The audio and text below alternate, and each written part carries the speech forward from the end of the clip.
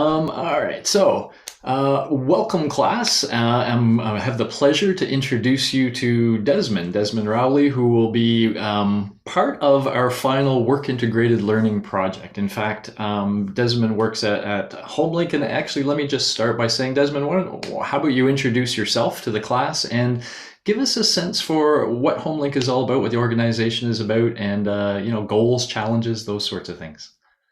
Absolutely. Hey, everyone. Nice meeting you all. My name is Desmond. I'm the program manager at Houselink Community Homes. Houselink actually started off about 40 years ago. We've been around for a while. It's sort of a grassrootsy sort of movement that eventually turned into this massive agency that's existing now, where we house approximately 500 people all across the city in various types of housing. What we do here is we provide housing and supports to people living with diagnosis of mental illness or addictions. They're coming from various backgrounds, whether it be the hospitals, the shelter system. Some are coming from the criminal justice system, group homes, whatever, various backgrounds. And they're living with some varying degrees of mental illness. And in many cases, too, we provide various types of accommodations, from shared accommodations to self-contained bachelors and one bedrooms and two bedrooms. We support families, that kind of thing. So when we're thinking about who to put into what type of accommodations, that kind of comes down to what you requested when you fill out your application for supportive housing. So that's how we base it. Everyone here in Houselink has access to someone known as a community mental health worker. This Right. person's job is basically to support you, advocate for you, connect you with community resources, make referrals for you if you need to, help you with some life skills, which, everyone is at a very different levels of life skills. Some people have none whatsoever. They can't cook for themselves.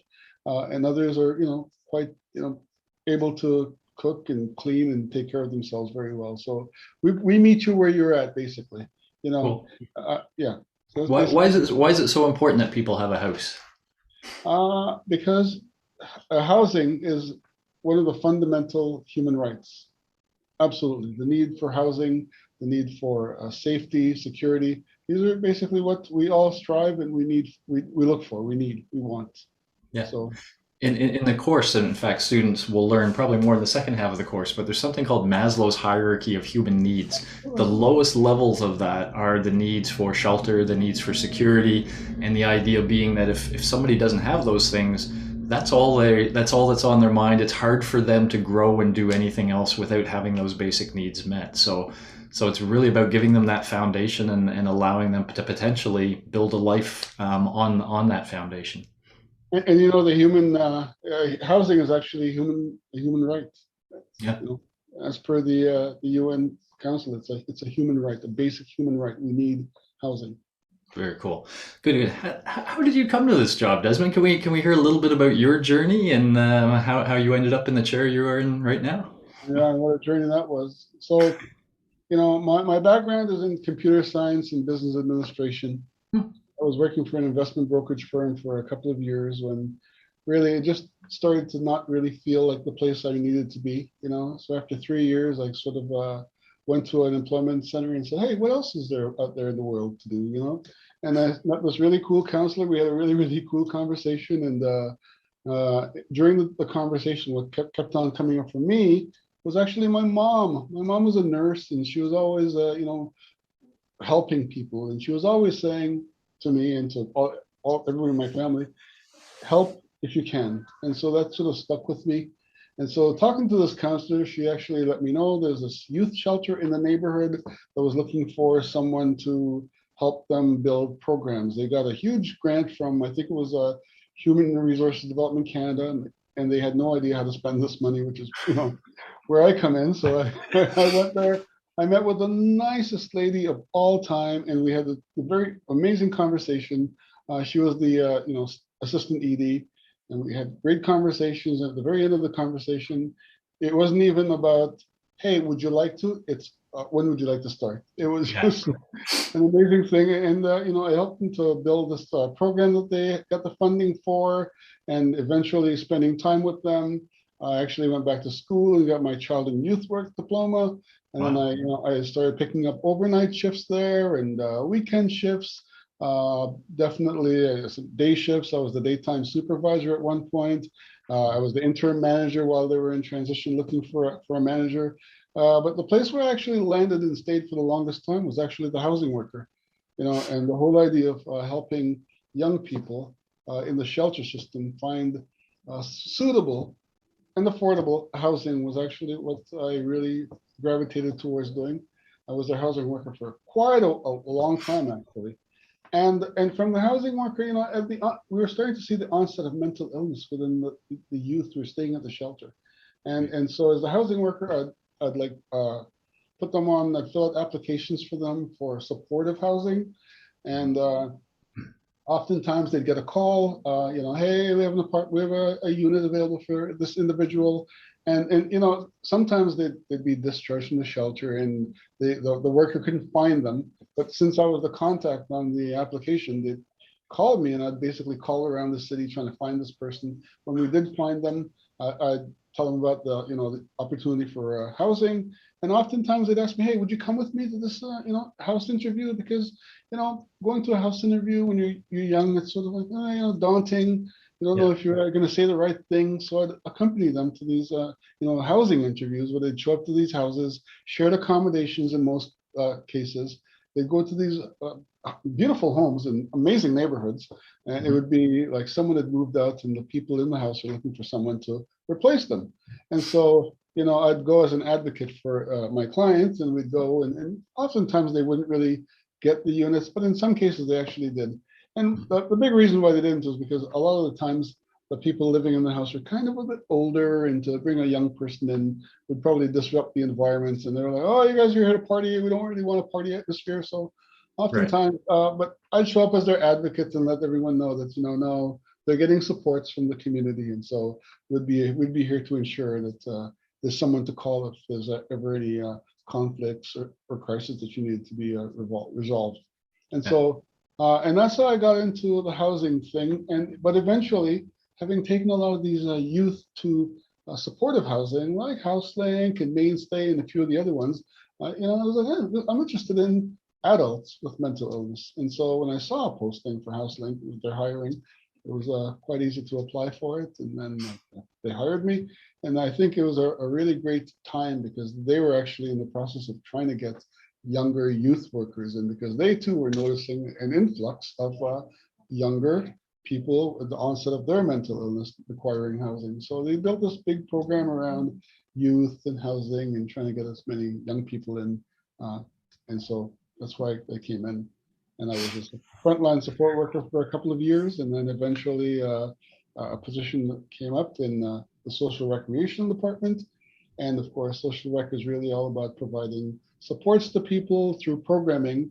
And remember when I told you how I got the job at the shelter because they got money to build programs? And really, I put myself through school by working at recreation centers like Parks and Rec and some of the private firms like Pool People and Superior Aquatics. So my Mhm. background is kind of really in about is recreation, program building.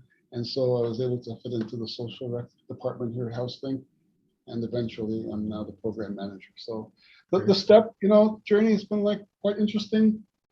I really, over the course of time, realized that you come across all these people, and some of them have great influence on you, and you want to model the work behavior and work style, and they help to nurture and develop you. And so everybody, we go on this journey where we get these diplomas and degrees from school, and about 25% of us are not doing what our degree and diploma actually Right. says we are. We're molded by so many things. So it's just about how you apply yourself and how you actually, I don't know, you take what you know and do the best you can with it. Yeah, I mean, I love that story. A few things I want to touch on as we go through. So, first thing I want to do is, I mean, I'm sure many of these people you have helped have thanked you personally, but I think as sort of, I don't know, the general public, Work like the kind you do is often not recognized. So I would like to just publicly say thank you for the great work you're doing for so many people. It's really, you're changing lives, in a very important way.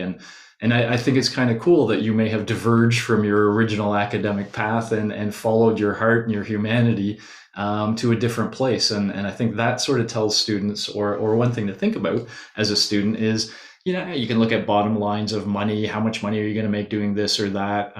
But ultimately, you get out of bed in the morning, and if you're working the right job, you're kind of happy to go to work. You have a reason and a passion for doing it. And I sense that in you, that your job fuels you, feeds your soul, I like to say every now and then. And very cool, very cool. The other thing I'd like to just highlight quickly about your story and have you comment on is there's the stuff you learned in school, which you're obviously using, your financial knowledge and those sorts of things. But you've also talked a lot about humans, connecting with other humans, modeling yourself maybe after certain people. This woman you met that was the greatest woman in the world that you had this fantastic conversation with that ended up there. I love to express to my students that there's the book stuff. But the other thing they need to be learning at university is how to connect with other human beings, how to interact, that those networks are so important to them and those experiences are so important. It's absolutely true. Actually, she was the second greatest student. The greatest woman, actually, same job. My manager, his name was Gary, nicest guy ever. All the kids loved him. They all gravitated to him whenever they had a problem. And how does Gary do that? How does he, develop this trust and they all love him? And then, Gary was always getting these phone calls from this elderly lady and it would be his mom. And so when Gary was busy, because he was always busy, he had a cohort of kids following him around. Gary, help me. And so I'd always be on the phone. Yeah, he's busy. And so her and I started talking. And we had these amazing conversations. And she got to know me. And after being there for like 3 years, we'd be on the phone all the time together. And I had no idea who she was. And one day, Gary says, I actually say, hey, Gary, your mom is amazing. He goes, yeah, everybody thinks my mom is amazing. And I'm like, well, is she famous?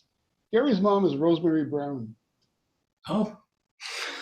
Gary Brown, Rosemary Brown. And so I felt like I was being mentored by this really amazing individual who's like, she's on your stamp. Gary Brown's mom is on your stamp. I had no idea, but we just had this great connection and we had some amazing conversations about people and migration patterns of people, because she, like my family, had left the Caribbean when she was young and came to Canada. And so we talked about, and so people like that and the stories and the connections you make, just like what you said, are really that molds us and turns us into the people that we are actually going to be, and that we are. It's amazing. And so sometimes when in the beginning, it was really interesting while I was the youth worker and the housing worker, because after I left that position and I was here at Houselink, I'd go downtown and sometimes it would be great. I'd bump into kids in line at like the Mervish Theater. They're about to go with their family and watch a play, and they're like, thriving because of the housing that we got them, and they're stable and established. But then, and we'd always have those conversations like, oh, hey, Des, thanks for that. And I'm like, oh, good to see you. But then there'd also be the times when you walk down the street and, the panhandler on the street has really been the person. And you reflect on what happened and the choices that they made and what you could have done to help them out. And so there's like that bittersweet, like, oh, it's good for some, but others, it's still, the struggle continues, So you just have to realize that. Well, when you have mental health and addiction issues, those are major challenges. They are hard things to surmount for people, even when they do have support. So absolutely, yeah. Wow. Well, that is a very interesting story. I'm glad I asked. Yeah. So what Desmond and I have cooked up for a project for you guys is the following. We would like you to be helping Desmond help other people. And one notion is that we know there's a bunch of misconceptions about homelessness out there, about who homeless people are, their motivation to do certain things or whatnot. What we would like you guys to do is to be part of the effort to try to discount some of these ideas and basically to look for. So your task is going to be to go look for some of the misconceptions about the homeless. So do some research. What are some misconceptions you see? And then Desmond has provided us access to some data and some reports from Houselink that you can use and check out to get to the facts, the reality of the situation. And then your task will be to come up with some sort of public service announcement. And here I want you to think of your group, young people. We're going to try to really target young people who are probably more open to new information about things. So what could you create that might counter one of these misconceptions for young people? So imagine something you might share on social media or in some other way get out there and might get in front of someone's eyes and try to make it grab their attention, try to make it something they'll remember after the fact, and of course, most critically, give them the correct information related to that issue involved. And so these sorts of things, we're going to ask you guys to create these, and then you guys are going to go through this peer assessment of assessing each other's work, which will give us a top 10. And then Desmond and I, and perhaps Carol as well, who works with Desmond but couldn't be here today, we're going to take a look at them, and we're going to pick the sort of winners and best ones. Everyone in the top 10 will get a recommendation letter from me, everybody in the group, just because I know it takes a lot of hard work and dedication to get there. But in addition, it's possible if what you provide is useful to Desmond, that he may be able to get it out there, push it out a little bit more, and the work that you do could have a real beneficial effect to people within our community, which is what we really want to get at. Did you want to speak to this project at all, Desmond? Yeah, it's so important to break down stereotypes and to change the misconceptions and the prejudices that people have about people who they see and their formula opinions about without even truly knowing them. Right. People with mental illness and addiction concerns are often the people who get, sidetracked in our society and misunderstood. So it would be really good to be able to tell the story that's not being seen to people who will formulate those opinions and to make them think, maybe, and to treat people as people.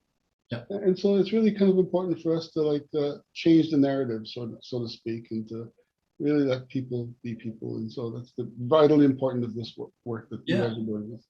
Yeah. I mean, we've heard this, and I think we'll just put an exclamation mark on this. So Desmond's talked about the humanity he's encountered in phone calls and whatever, and people just being humans with each other, just treating each other well. And sometimes the homeless population do not benefit from that. Sometimes they are not treated well. They are fellow human beings. They are fellow citizens in our community, and that's the spirit of what we really would like to see coming out in these. Is giving them the respect that they deserve, understanding the challenges they face, but literally understanding that this is somebody's brother, somebody's sister, somebody's mother, etc. And to the extent we can help them find their way and get feet underneath them, fantastic. So Desmond's doing that work in a fantastic way, but we can contribute a little to something that's really worthwhile. Yeah, that's exactly how I look at it too. These people are relatives, they're friends, so they're strangers, but they're people. Yeah. So, yeah. Fantastic. Well, let me just say again, Desmond, thank you for this. We'll be I'll be touching base with you when these projects start to form, and we'll do the judging and such. But I appreciate you spending the time today to just bring this message to the student and to bring yourself to this. I wanted them to see you, because I think it's really important for them to connect with the people that are doing this great work and to know who it is they're helping. So thank you for your time today, Desmond. Thanks for being here, and thanks for having me. Good luck, everyone.